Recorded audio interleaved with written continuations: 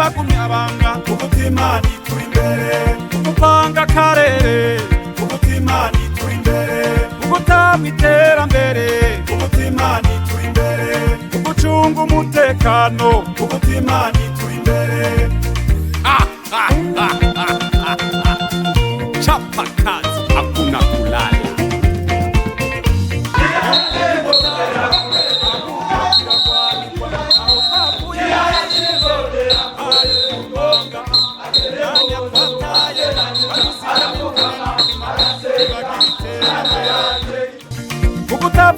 Vuguta umutima nituri imbere ugutayemwe bagumyabanga umutima nituri imbere umupanga karere umutima nituri imbere ugutanga iterambere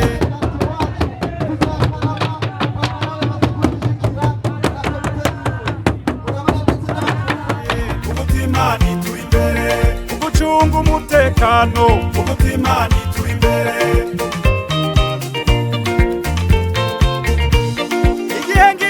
tukamenya ko akari muhana kaza imvura ihise. Dukore rero amaboko mu mpuzu, dukore ibikorwa biduteza imbere kugira ngo duteze imbere imiryango yacu, duteze imbere quartier yacu, duteze imbere izone yacu, duteze imbere komine, intara n'igihugu tuvukamwo y'impezo yacu. Kugira ngo tuje mu mboneka zoza igihugu cifashe, igihugu giteye imbere, imbonakure tuza gufata nimero ya mbere. Iyo indongozi zivuze, iyo umukuru w'igihugu avuze, abavumereye bica bija mu ngiro ikivugwa. Niyo mboneka zoza turatumirirwa gutera ibiti by'amavoka.